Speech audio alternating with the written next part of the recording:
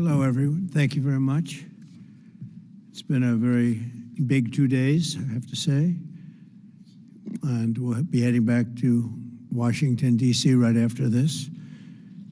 And I'd like to wish everyone a very good evening. And over the weekend, the United States military and the Israeli Defense Forces continued Operation Epic Fury very successfully. Over the past 9 days, we've carried out some of the most powerful and complex military strikes and maneuvers the world has ever seen. Now, you add that up to all of the other things, Midnight Hammer, getting rid of the nuclear threat from Iran, which was a big moment in history, in my opinion, and the great success we've had in Venezuela and all other places. Every place we've gone, we've had tremendous success. But while we're doing all of these things, we're achieving major strides toward completing our military objective. And some people could say they're pretty well complete. We've wiped every single force in Iran out very completely. Most of Iran's naval power has been sunk. It's on the bottom of the sea. It's almost 50 ships. I was just notified it's 51 ships. I didn't know they had that many. Didn't last very long. And these are fighting vessels. They're meant to fight, but they're not meant to fight against us. We continue to target Iran's drone and missile capabilities. Their drones are way down. Their drone manufacturing's been hit starting today. We know all of the places they manufacture the drones, and they're being hit one after another. Their missile capability is down to about 10%, maybe less. We're also hitting where they make missiles and where they deliver missiles. We've struck over 5,000 targets to date, some of them very major targets, and we've left some of the most important targets for later in case we need to do it. If we hit them, it's going to take many years for them to be rebuilt, having to do with electricity production and many other things. So we're not looking to do that if we don't have to. But they're the kind of things that are very easy to hit, but very devastating if they are hit. We are waiting to see what happens before we hit them. We could take them all out in one day, but it's all resulting in a 90% decline in various things, but in particular, Iranian missile launchers and 83% drop in drone launchers. As you know, the drone launchers are pretty well shot, but we're at over 90% decline in the Iranian missile launchers, which is very hard to reproduce and very hard to get. And usually what we were able to do through great equipment, a lot of smart people, as soon as they sent a missile up from a launcher, we were able to knock out that launcher within a period of 5 minutes or less, accurately, right on the noggin. So now we have low-cost interceptors effectively combating Iranian drones, and our B-2 bombers recently dropped dozens of 2,000-pound bombs to destroy missile launchers all over Iran and buried deep under Iranian soil in many cases. The soil was no match. And we're also annihilating the manufacturing base that the regime uses to build drones and missiles at a rate that nobody thought was possible. We're knocking them out. We know where they all are. We're knocking them out very quickly. We're ahead of our initial timeline by a lot. I would say that we probably would not have thought after a month we'd be here, in addition to the fact that we've taken out the leadership twice and maybe 3 times. And we, as you know, we want to be involved. We don't want another president that maybe wouldn't be willing to do what I'm willing to do for the good of the world, for the good of our nation, to be stuck with a situation in 5 years or 10 years from now. So we think they should put a president in, or the head of the country in, that's going to be able to do something peacefully for a change. They've been doing this for 47 years, killing people for 47 years, whether it's the barracks or even the SS Cole where they were involved. Very strongly, they always denied it. But where they were very strongly involved in all of the people that died through the roadside bombs, died and are right now walking around with no legs, no arms, a face that's been so badly damaged.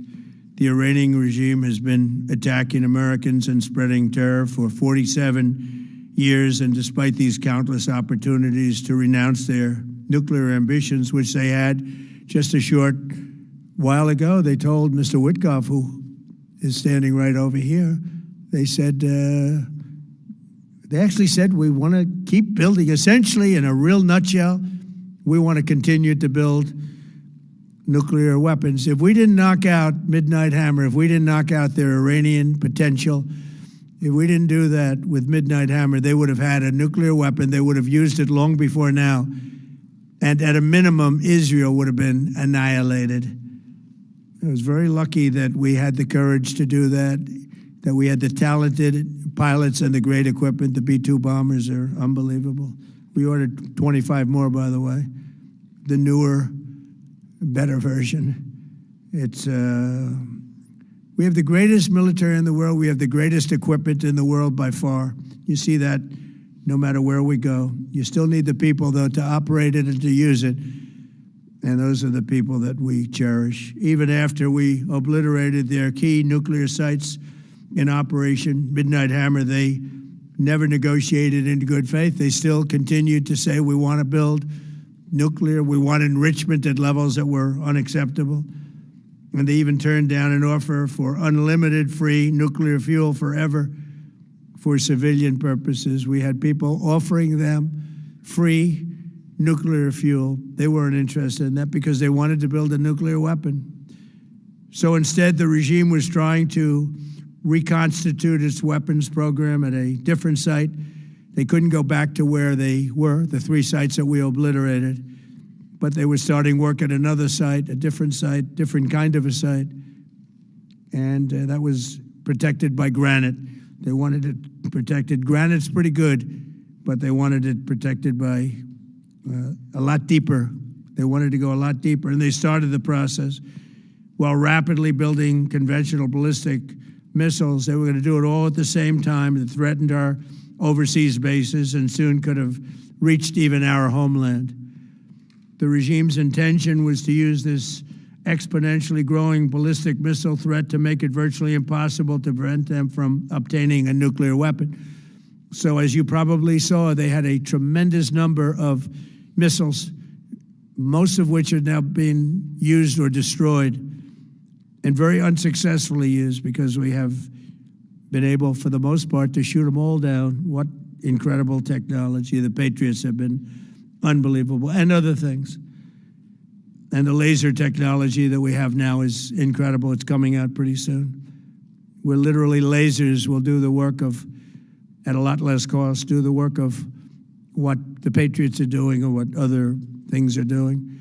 The situation was very quickly approaching the point of no return, and the United States found it intolerable, in my opinion, based on what Steve and Jared and Pete and others were telling me, Marco, so involved, that I thought that they were going to attack us. I thought they would, if we didn't do this at the time we did it, I think they had in mind to attack us. And if you notice, they did something which was very foolish, very stupid, I would say. They attacked their neighbors, and their neighbors were largely neutral, or at least weren't going to be involved, and they got attacked. And it had the reverse effect. The neighbors came onto our side and started attacking them, and actually quite successfully. If you look at Saudi Arabia, you look at UAE, Qatar, and others, but they were strong and they were smart, but they got attacked. Nobody, when I first heard it, I said, no, somebody made a mistake. There was no mistake. UAE had over 1,000 missiles shot at it, knocked them almost all down. On the very first day I came down the escalator in 2015, I said, quote, I will stop Iran from getting nuclear weapons, and all I'm doing is keeping my promise. Think of that. That was in 2015. I said it. It was a threat then and a much bigger threat now, but no longer a threat, not for a long time anyway. We want to keep it that way. As we continue Operation Epic Fury, we're also focused on keeping energy and oil flowing to the world. and I will not allow a terrorist regime to hold the world hostage and attempt to stop the globe's oil supply. And if Iran does anything to do that, they'll get hit at a much, much harder level. I will take out those targets that were easy and that I mentioned just before. We'll take them out so quickly, they'll never be able to recover, ever. If they want to play that game, they better not play that game. In the long run, oil supplies will be dramatically more secure without the threat of Iranian ships, drones, missiles, nuclear menace, or anything. So the Strait of Hormuz is going to remain safe. We have a lot of Navy ships there. We have the best equipment in the world, inspecting for mines. Again, most of their ships are down at the bottom of the sea, but we will hit them so hard that it will not be possible for them or anybody else helping them to ever recover that section of the world if they do anything. In recent years, the regime and its terror proxies have launched attacks on hundreds of commercial vessels. We're putting an end to all of this threat once and for all, and the result will be lower oil prices, oil and gas prices for American families. We've done that. We've done it. We brought it very low. This was just an excursion into something that had to be done. We're getting very close to finishing that, too. In the meantime, during this brief disruption, the United States is offering political risk insurance to any tankers operating in the Gulf. So we're putting up risk insurance. We'll perhaps go alongside of them for protection. We don't think it'll be necessary. If it is, and if they do anything, the price will be incalculable. It will be so great that they will have wished they never did it, because you have to keep the straits flowing. With all of that, it affects other countries much more than it does the United States. It doesn't really affect us. We have so much oil. We have tremendous oil and gas, much more than we need. We have Venezuela now as our new partner, great partner. They've worked out so wonderful. We're working with the administration, the president, and it's a massive source of oil, gas, everything. But we're in a very good position, but very unfair to other parts of the world, like China as an example. I mean, we're doing this for the other parts of the world, including countries like China. They get a lot of their oil through the straits, and we're protecting the world from what these lunatics are trying to do, and very successfully, I might add. We're also waiving certain oil-related sanctions to reduce prices. So we have sanctions on some countries. We're going to take those sanctions off till this straightens out. Then who knows, maybe we won't have to put them on. There'll be so much peace. But when the time comes, the U.S. Navy and its partners will escort tankers through the strait if needed. I hope it's not going to be needed, but if it's needed, we'll escort them right through. And we have the greatest mine-sweeping ability. We have the greatest ships, and all of the, we know exactly where they're placed. We'll get them out of there very fast, but we hope we don't have any of that. And again, if they do that, if they play that game, we're going to hit them at a level that they have not seen before. So we're winning very decisively. We're way ahead of schedule. Our military is the greatest in the world, with the greatest equipment and the greatest people in the world. Nobody's ever seen anything like it. Iran's a very powerful country. They were going to take over the Middle East. If we did not hit them, they were going to take over the Middle East. They had thousands and thousands. Since their last hit, they had thousands and thousands of missiles and everything else. Most are now destroyed. But they were going to take over the Middle East. Those weapons were aimed at Middle Eastern countries that had nothing to do with this. They were going to take over the Middle East, and they were going to try and destroy Israel. So we stopped it with good timing, and we're very proud to be involved in this, and it's going to be ended soon. And if it starts up again, they'll be hit even harder. Thank you very much for being here. Go ahead, any questions? Thank you so much. Go ahead. Do you approve of Iran's new supreme leader? And secondly, can you tell us more about your call with Russian President Vladimir Putin today? Yes. What did you discuss? Yes, I had a very good call with President Putin. We had a lot of people on the line from our side, from his side. We were talking about Ukraine, which is just a never-ending fight. And look, there's tremendous hatred between President Putin and President Zelensky. They can't seem to get it together. But I think it was a positive call on that subject. And we obviously talked then about the Middle East. And he wants to be helpful. I said, you could be more helpful by getting the Ukraine-Russia war over with. That would be more helpful. But we had a very good talk, and he wants to be very constructive. Yeah, please. Yeah, please. Thank you, Mr. President. On Iran, you called it an excursion. You said it would be over soon. Are you thinking this week it will be over? No, Are you talking but soon. about days? I think soon. Okay, and with respect Very to... soon. Look, everything they have is gone, including their leadership. In fact, there are two levels of leadership, and even actually, as it turns out, more than that. But two levels of leadership are gone.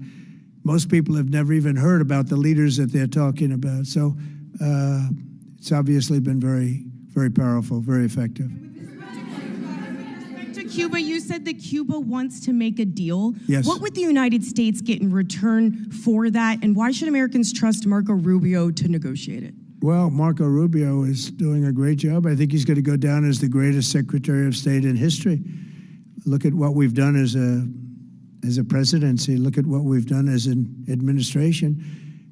They trust Marco, and so do the American people trust. He's been successful no matter where he's been. He also speaks the language, which is always nice and always helpful.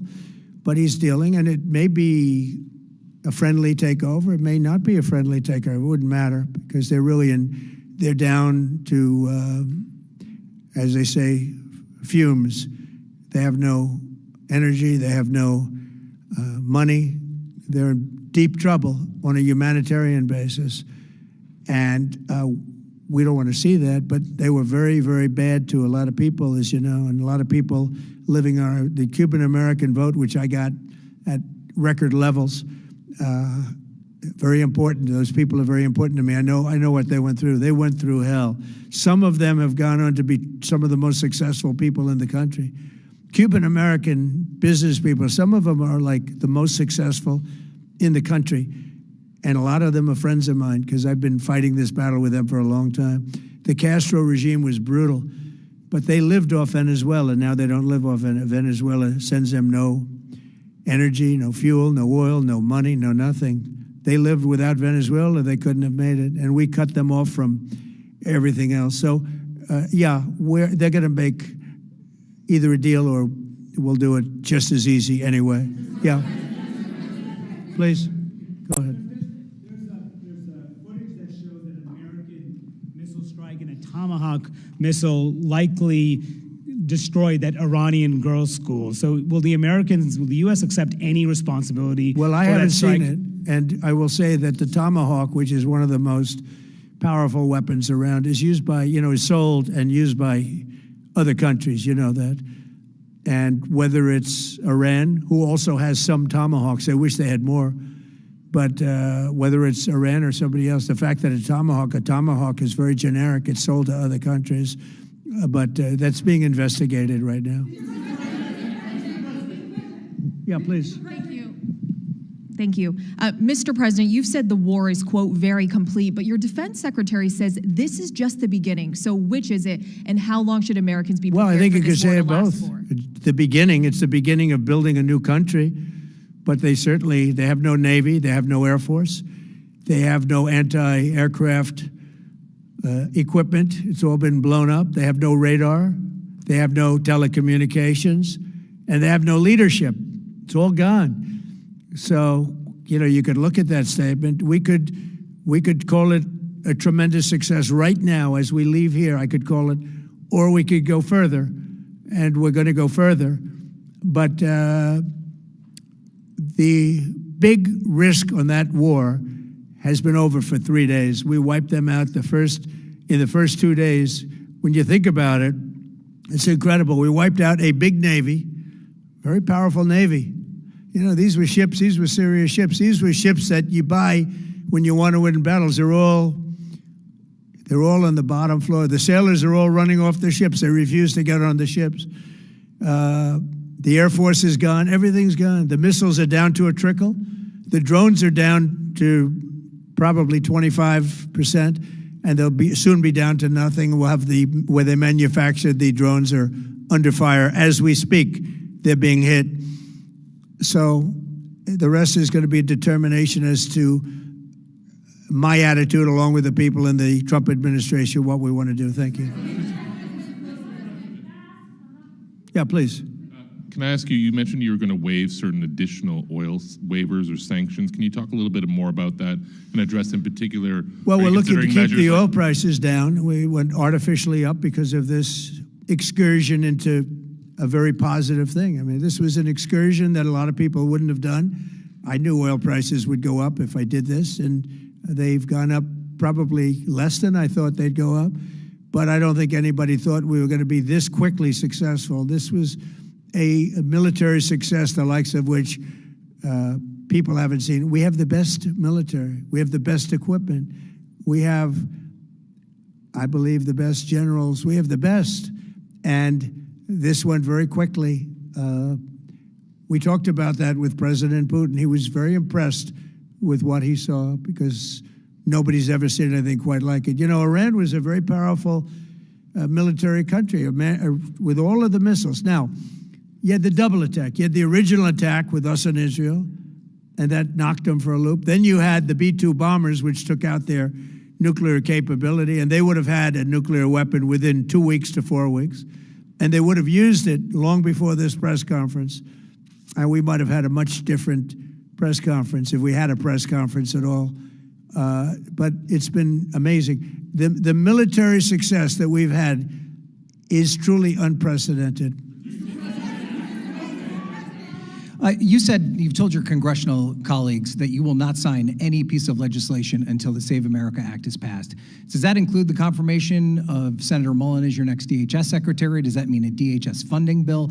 And Senator Thune said today it's not a matter of whether or not your Republican colleagues agree with the policy, it's about changing the process. In other words, getting rid of the filibuster to get there. So in order to get it, you're going to need Democrat votes. And what we're saying is the Save America, not the SAVE Act, which nobody knew what it was, the Save America Act, the Save America Act.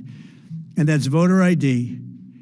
We want voter ID. When a voter, we want to be able to see a picture of the voter. We want to be able to see that the voter is legitimate.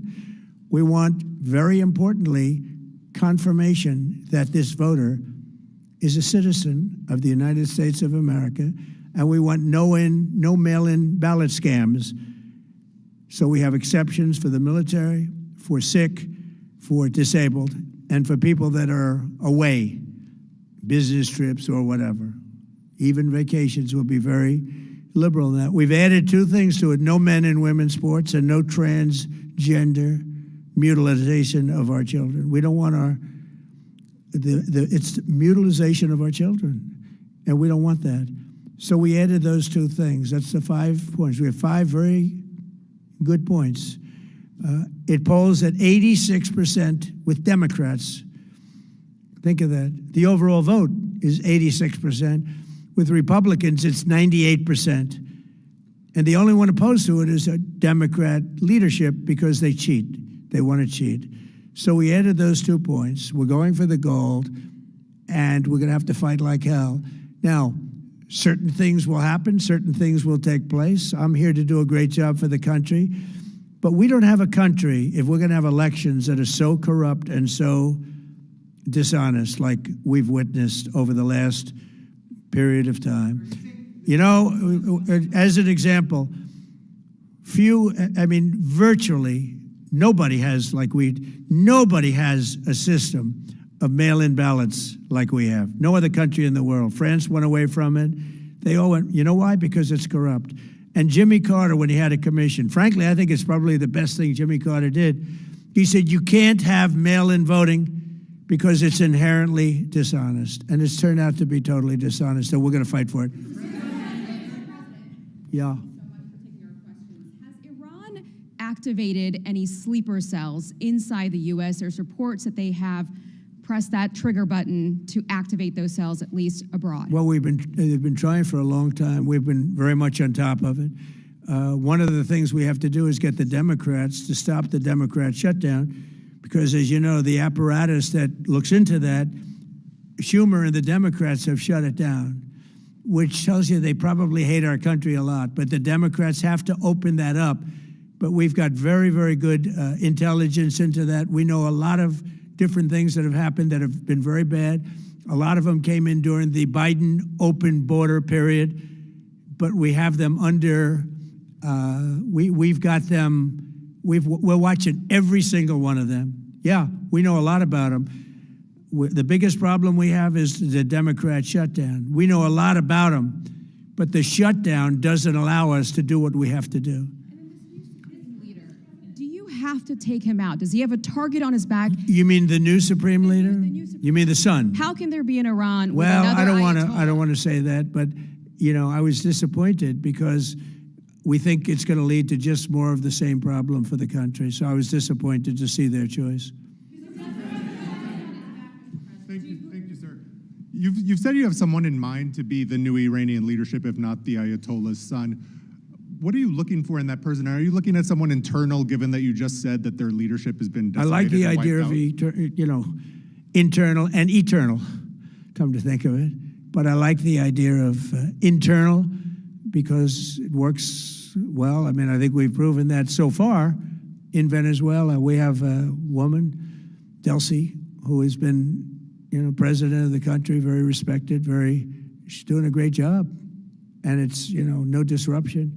We had, as you remember, Iraq, where everybody got fired.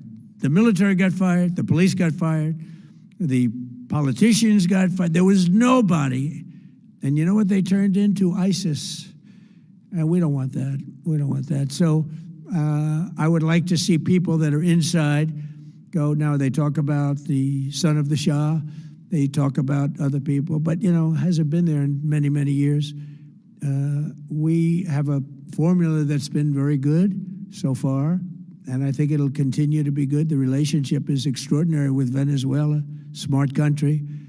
We've taken out 100 million barrels of oil. It's right now in Houston being taken care of and made so beautiful. You have to see this at work. They have it's brought to the refineries. It's being refined in Houston, which is made exactly for that product. And so far, but it's 100 million barrels of oil, and now they have another 100 million barrels coming. And it's like a partnership. We're getting along so well with them. It's great for Venezuela, and it's great for the United States. Yeah, please go ahead. Hi, Mr. President. You just suggested that Iran somehow got its hands on a tomahawk and bombed its own elementary school on the first day of the war. But you're the only person in your government saying this. Even your defense secretary wouldn't say that when he was asked, standing over your shoulder on your plane on Saturday. Why are you the only person saying this? Because I just don't know enough about it. I think it's something that I was told is under investigation. But tomahawks are used by others, as you know. Numerous other nations have tomahawks. They buy them from us. But I will certainly, whatever the report shows, I'm willing to live with that report. Yeah, please. You said earlier that we've already won in many ways, but we haven't won enough. What do you consider enough? What's your baseline? Where they're not going to be starting the following day to develop a nuclear weapon. Where they'll look at that man and some other people from the administration and say, all right, we're not going to do it. They were not willing to say that. And when Steve called up and he said that to me, I said, well, here we go. Let's do it the hard way. But the hard way, I think, is probably the easy way. When basically I can see that they will no longer have any capacity whatsoever for a very long period of time of developing weaponry that could be used against the United States, Israel, or any of our allies. We have great allies in the Middle East, great countries that are allies. And they were staying out of it until they got hit. Someday they'll have to do a story. Why did he do that? Why did they do that?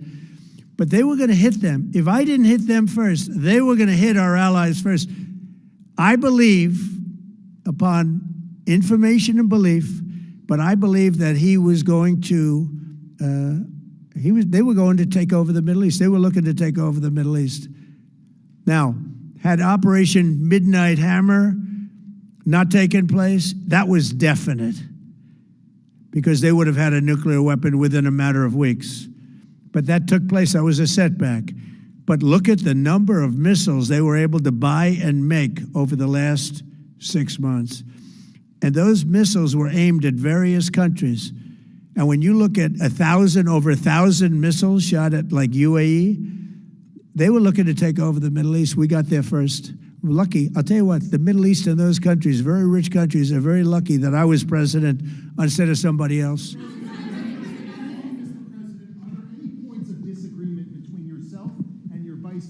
When it comes to U.S. action in Iran? I don't think so, no. No, we get along very well on this.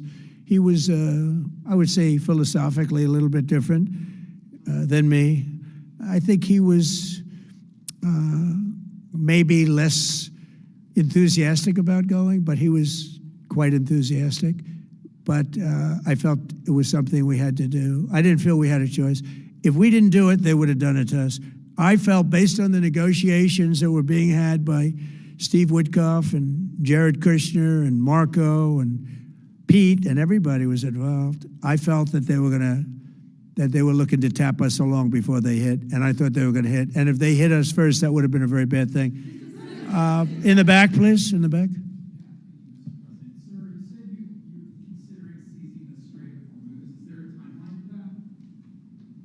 About the Strait, you mean? Yeah, well, I want to keep it open. I want to keep it good.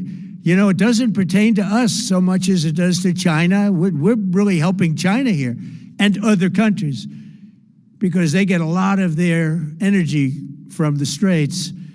But, hey, look, we have a good relationship with China. It's my honor to do it. Yeah. You have called him an unacceptable choice. So does he have a target on his back? And how can you say I don't want to say whether or not he does because that would be inappropriate. But, hey, look, I had a target on my back because, as you people wrote pretty well, they caught the assassin that was after me. So we just got them first. But they caught the assassin. They have him now in custody that was after me. So, you know, but people don't like to mention that, but they did catch him. And I'd like to congratulate our military, Secret Service, FBI, all of the people that worked on that, but they did. Yeah, please. Go ahead. No, go ahead, please. Thank you, Mr. President. You promised the Iranian people you would help them, but it sounds like you're willing to end this fight after your military objectives have wrapped up. Isn't that a betrayal of the people? Will I help them? I'd like to, if they can behave, but they've been very menacing. You know, they're great people. They have an amazing population. It's amazing, smart, brilliant, energetic. They have a great, I'd love to help them, but they have to be in a system that allows them to be helped. And right now they're in a system that only allows failure. And I don't want that. And I want a system that's not going to be attacking us. We want a system that can lead to many years of peace. And if we can't have that, we might as well get it over with right now. Yeah, please. President, as of today, there have been 8 U.S. military fatalities associated with the war in Iran. How many American deaths are you willing to have in this war? Well, as I said before, when you have conflicts like this, you always have death. And I was at Dover yesterday. I met the parents, and they were unbelievable people. They were unbelievable people, but they all had one thing in common. They said to me one thing, every single one, finish the job, sir. Please finish the job. And I'll leave you at that. Thank you very much, everybody. Thank you.